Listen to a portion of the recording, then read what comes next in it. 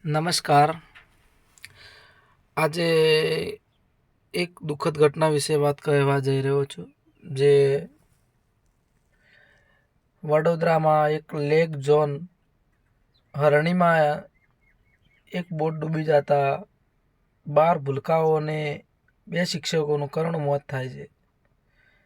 ખાનગી સ્કૂલના વિદ્યાર્થીઓ હોય છે અને તેમને સ્કૂલના શિક્ષકો દ્વારા પ્રવાસ લઈ જાય છે અને સ્કૂલના અડધા સ્ટુડન્ટો ઇંગ્લિશ મીડિયમ હોય છે અને અડધા ગુજરાતી મીડિયમના હોય છે.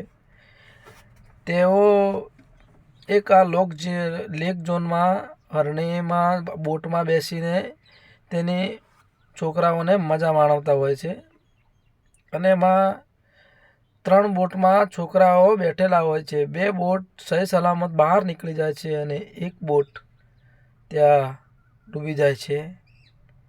એમાં જે 2 બોટ નીકળી જાય છે તેમના શિક્ષકોને વિચાર આવે છે કે હજી સુધી આ બોટ પાછી આવી કેમ નહીં.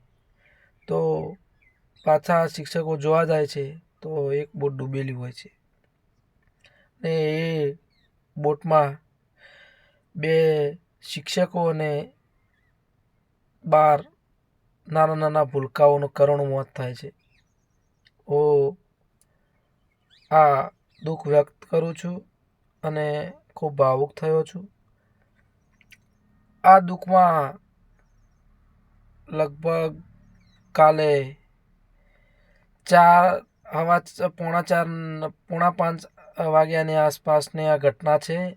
ત્યાં તાત્કાલિક આપણા રાજ્યના ગૃહમંત્રી શ્રી હર્ષ સંઘવી સાહેબ ત્યાં ઉપસ્થિત રહ્યા હતા અને એમને આ ઘટના વિશે ચર્ચા કરી હતી અને એવું પણ કહ્યું હતું કે આ ઘટનામાં જે સામેલ છે તેને આકરામાં આકરી સજા થાય, એને એક્યાને છોડવામાં આવશે નહીં. એના મા બાપને શું વીતતું છે.